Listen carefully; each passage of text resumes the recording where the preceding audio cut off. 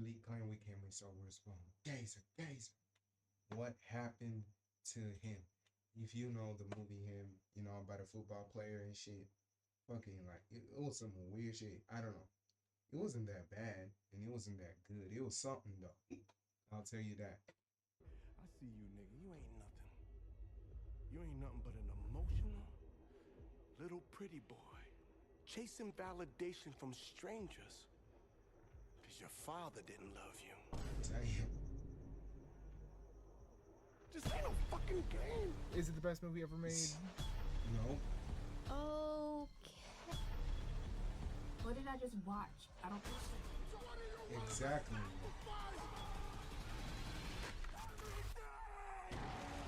That's the same thing, bro. That was when I watched it, nigga. I was like, what the fuck is this shit? Like, it's not bad or good. It's just like, it's not like it leaves you with the eh.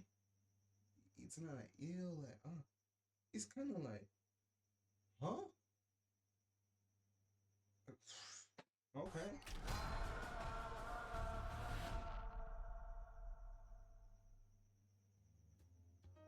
June 20th, 2025. I'm just chilling. It's Last a Friday. I got no plans, but I don't care because I'm just chilling. Then suddenly, I get a text from my brother. Yo, bro, Jordan Peele's got a new movie coming out. Horror and football. And I'm like, bro, you had me at... I checked this trailer out and I'm thinking, man, this looks fucking dope. It starts off with the same vibe you'd expect from a Gatorade commercial, and then the tone switches to horror after the protagonist puts on his Camp Scattaboo impression. Super trippy visuals, really odd imagery. Marlon Wayans is looking absolutely deranged. So I'm thinking, okay, this is gonna be like Aronofsky's Black Swan, but instead of watching this dude ballet dance, he's gonna be slinging a football around. Plus, it's directed by Jordan Peele. I'm a fan. This got me so hyped, not even gonna lie, I had to run that trailer back like 3 more times. Let me check these comments right quick, see what other wait. From producer Jordan Peele. So this isn't a Jordan Peele movie, he's just tagged as producer. But the marketing leans so heavily on his name that the first text you see in the trailer is Jordan Peele in huge bold letters, like they're hoping you won't notice who actually directed it. The real director, Justin Tipping, is treated like an afterthought. Poor dude's name is barely on the poster of his own movie. I don't give a fuck about it. Whatever. Not a Jordan Peele movie, that's fine. The trailer does look pretty sweet. But let me not spoil it too much by watching it again, so let's just see what else is on. Come on, what is, what the...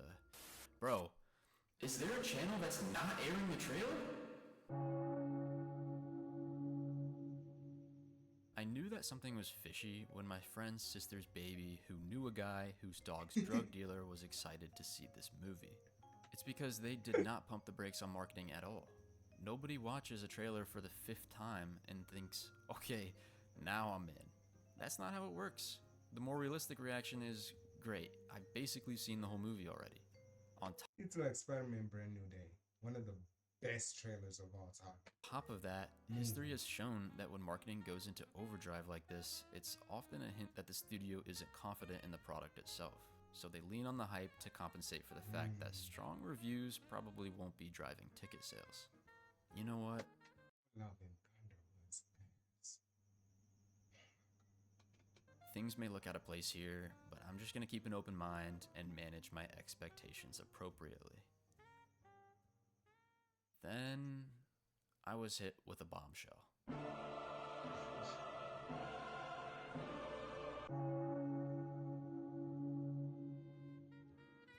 September 19th, 2025, Him is released worldwide in theaters, and reviews are not pulling any punches.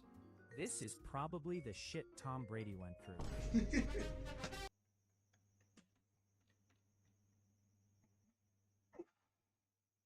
Oh, bro, what is wrong with y'all, bruh? I took my wife to see this with me, and now she's filing for divorce. I'm really impressed by this movie. I've never stayed soft this long before. I'm not one to be turned off to a movie just because it has bad reviews. Eddie Murphy's 1,000 Words was a work of art. So I took a deep breath, I never watched threw on my shoulder pads, and headed to my local theater to see what all the buzz was about. 2 hours later. I don't really know what to say. Exactly, man. My first watch impressions of this film were actually so empty. Nothing about it was telling me to call it good, nothing about it was telling me to call Only it bad. bad. This movie genuinely made me feel numb. Yo, bro, you saw him? What did you think? It was... Something. I was honestly speechless, and not even in a way that reflected my opinion of the film. The most honest thing I could say was, I wasn't mad that I paid to see it. I've never had a movie leave me so... Bro, exactly. Same thing, bro. I wasn't mad I saw it. I wasn't mad I saw like, oh confused. my god. And I'm Jesus. here now to organize my thoughts and to finally come to a solid opinion of the film. I plan on doing this by addressing 3 cardinal sins that him is guilty of. And now, my order's in your court. Order! Order! Okay. Order!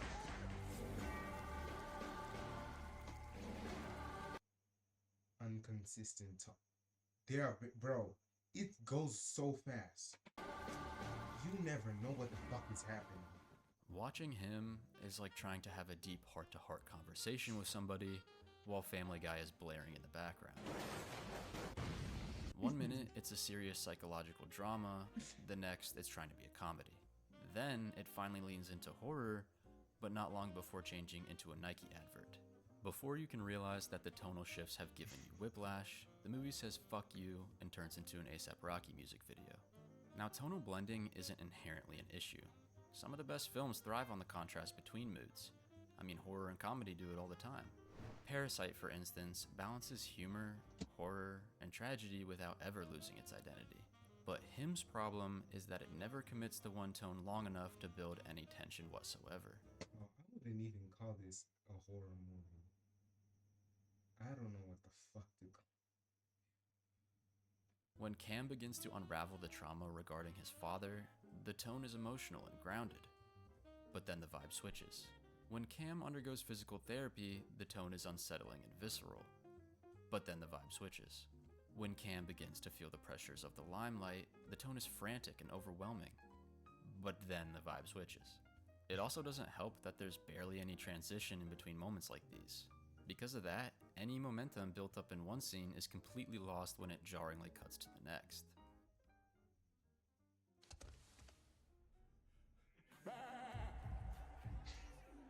It's really hard to sit with a scene when the movie yanks you into a new mood without a reason to. With something like Parasite, the tonal shifts feel natural because they're motivated. The comedy slowly tightens into suspense, the suspense darkens into horror, the horror shifts into tragedy. Each change grows out of what came before, so even when the tone shifts dramatically, it's much easier to follow because the change feels appropriate to what's happening in the story. It's like when you're a kid having fun playing in the basement, only to feel terrified as you switch the lights off and sprint upstairs. The mood changes dramatically because the circumstances changed with it. Him doesn't seem to understand this at any point in the film, and would rather introduce a tone, kill it almost immediately, and then sprint to the next one. Lack of emotional depth. I can see it. I want to say that first and foremost, the writing in him is pretty atrocious. The lack of emotional depth in his characters is a byproduct of bad writing and not bad acting. I think that's pretty apparent when watching Marlon Wayans' performance especially. Dude's acting his ass off. Good point. Bad story, good actors. But a great performance isn't enough to save the sinking ship that is this movie's characters. Take our protagonist Cameron Cade, played by Tyreek Withers, for example. I want to be the GOAT. Cam is a rising quarterback prospect, but while he's training for the combine, he's attacked by some unknown individual and is diagnosed with CTE. Despite the risk to his own health, he continues chasing football due to strong motivations instilled by his father. take everything back to what my pops taught me. My dad did tell me. What would your dad say? My dad damn near worshipped you growing up. You are not your father. Remember what your dad used to say. And I know that you want to make your dad proud. And Your dad sacrificed everything for you. Make your Your father dad- proud. I mean, they really make sure you understand that his father is the core reason he wants to be great at football. By the end, the film reveals that Cam was essentially groomed from a young age to chase greatness, punctuated by a photo of the team's owner with his father. It hints that maybe his dad wasn't the saint that Cam imagined. But this idea doesn't even feel intentional. And even if it were deliberate, way too late, my guy. And again, Bro, they did it while the movie was ending. Like showing it off like this motherfucker, like his dad probably sold his kid's soul some shit. Like nigga, what like why do it at the end of the fucking shit? Like oh my fucking god. so what? Cam doesn't grow from the revelation, he doesn't reassess his identity or confront what that manipulation might mean. The information just exists. It's presented like a bombshell, but it lands more like a footnote. And given the Exactly. batshit nature of this movie's plot, establishing strong motivations for Cam should have been the highest priority. The training methods, the recovery procedures, even the general lifestyle he's thrown into are so extreme that he needs a good reason to stay with the program. Any normal person would have bailed after the first day of his training. This is where the grooming angle actually could have worked well.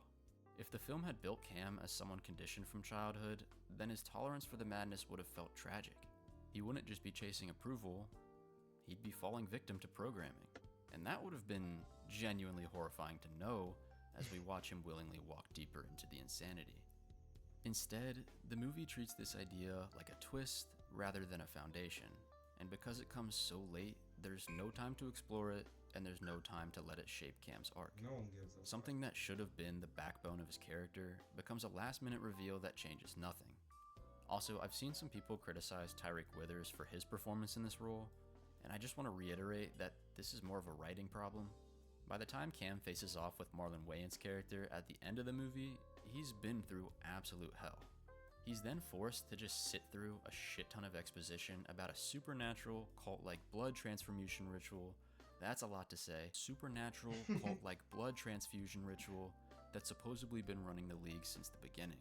Bro, And I'm this not shit- joking, the only line they give him to react to this information is, So there can only be one. "Bro, this is the first time you're hearing this, and that is your reaction?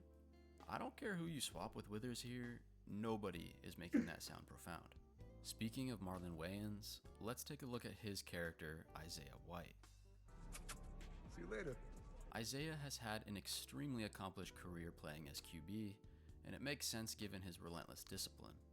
The guy had a Kevin Ware moment on the field early on in his career, and still went on to win 7 championship rings. To someone like Cameron Cade, he is looked at as an idol. Now nearing the end of his career, Isaiah lives on a secluded compound out in the middle of the desert where he trains rising prospects like Cam. While he may be very talented, it's made clear very early on that his character has many screws loose. He arts and crafts with animal bones, he draws and saves his own blood, he seems to enjoy watching his players get severely injured. He's bipolar, he's abusive, he's dangerous, he literally kills somebody right in front of Cam. We eat the tiger. I actually think these character traits are pretty Bro, what the fuck was wrong with this fucking movie? interesting and even have potential to make for a really iconic character, but I take issue with how the movie chose to handle them. First of all, there's no escalation to his insanity. He pretty much operates at a 10 this whole movie. And because of that, the audience is never surprised by his increasingly extreme behavior. Considering he does come off as charismatic, I would have preferred to have the darker sides of his character slowly revealed over time, but that's not inherently a sin. The problem is that the extreme behavior isn't supported by any clear motivation. Take a character like Terrence Fletcher from Whiplash, for example. His methods and behavior are Yeah, just from as the Tommy intense shit. and just as abusive as Isaiah's. The difference is that his character is rooted in his philosophy. Truth is, I don't think people understood what it was I was doing at Schaefer. I was there to push people beyond what's expected of them. Otherwise, we're depriving the world of the next Louis Armstrong, the next Charlie Parker. Whether you agree with him or not, you understand that this extreme philosophy is what drives him to behave the way he does. Anytime he screams at a student or throws a chair at them, the audience understands that this is him putting his philosophy into practice. Isaiah does hint at a philosophy. You know the saying, God, family, football. For me, it's football, family, God. But this philosophy doesn't seem to serve any purpose, as it's heavily detached from the way his character behaves. How does prioritizing football above all else justify waving a gun around in Cam's face?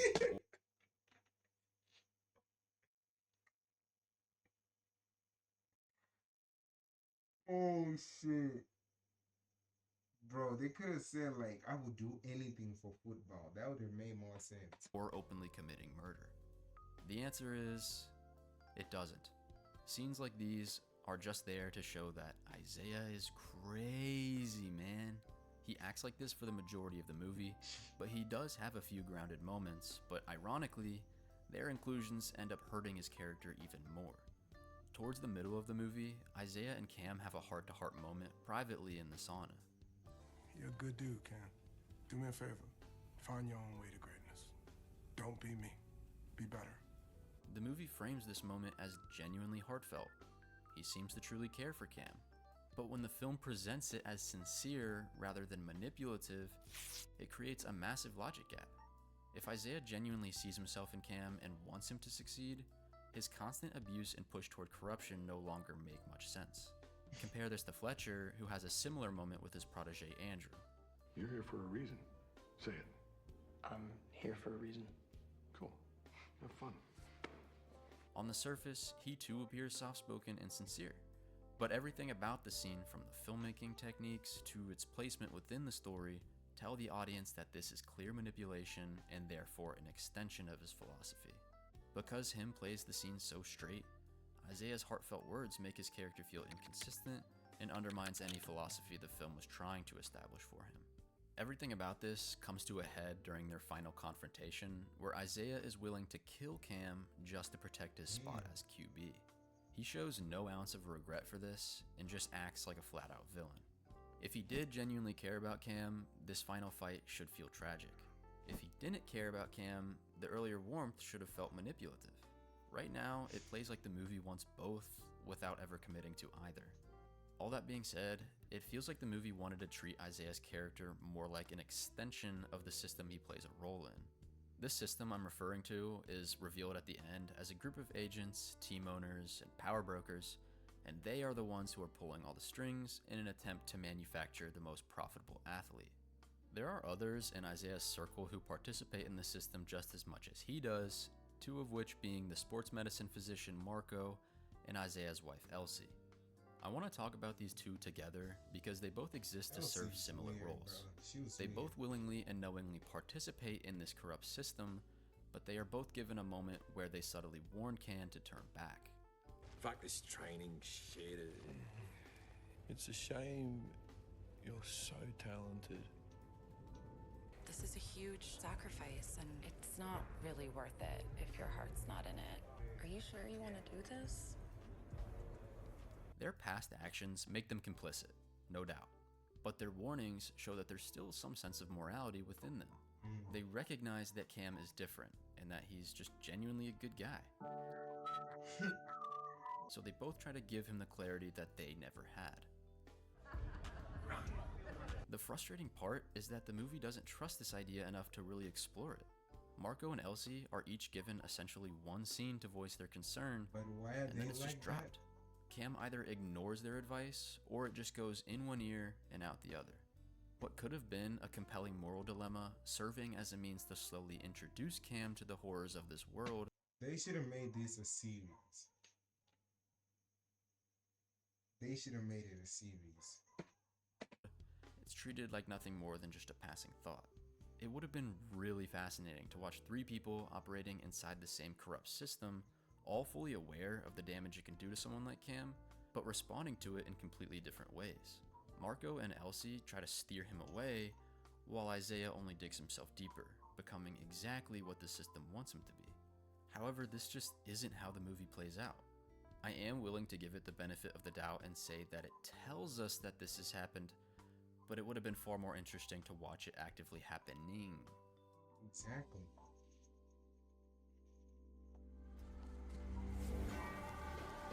Lack of focus. That is facts. Bro, you had no idea. I'm what the planning on fuck keeping shit this was section about. pretty short because it can be summed up by simply saying the movie introduces way too many ideas but gives none of them enough time or focus to develop.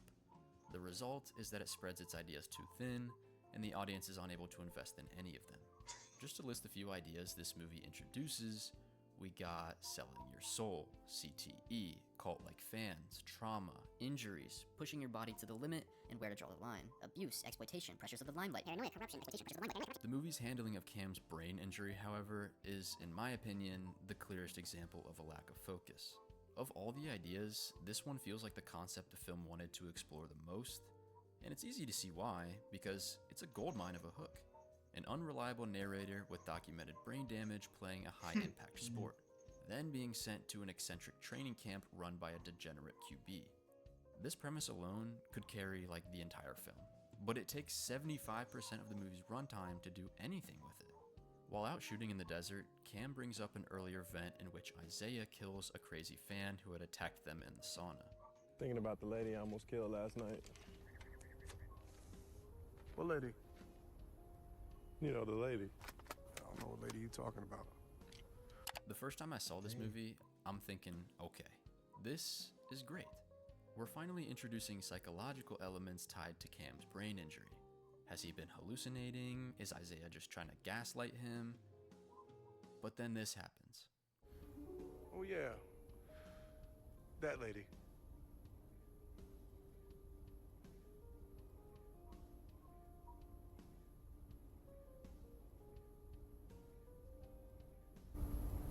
The film is so afraid of its own shadow that it refuses to let anything linger. By resolving the mystery within seconds, the film kills its momentum before it even has time to sit with the audience. It's so frustrating because all they had to do was leave that one line out, and the rest of the movie could have thrived on paranoia. Instead, the moment is gone, it's never to be brought up again, and I want to slam my head into a wall.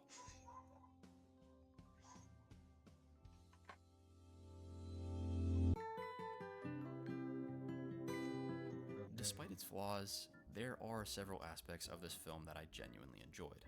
I understand that the editing can get very distracting at times and primarily serves as a smokescreen, but that doesn't mean it's not creative, trippy, and really well put together.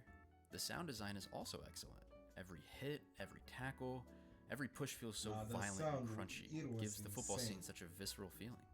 Even some of the smaller details like the sound of Cam opening his eyes, or the camera flashes, both add a unique texture to the film. I mentioned it before, but Marlon Wayans delivers a standout performance here.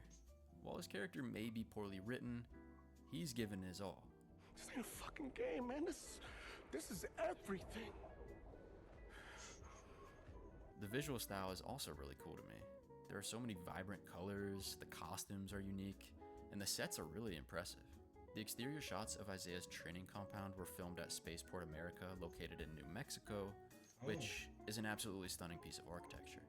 But I also feel like the choice works for more than just aesthetics. It captures something elaborate and shiny, yet isolated in the middle of nowhere. It kind of mirrors what Isaiah's character was meant to be, someone outwardly impressive, but ultimately lacking substance. And that's what makes this all so frustrating, because we can see that him is capable of strong execution in certain areas, it just doesn't know how to stay focused overall.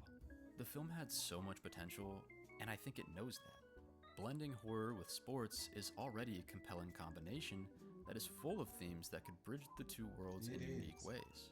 Yet instead of committing to any one direction, the film tries to tackle everything at once, and none of its ideas land with the weight they deserve.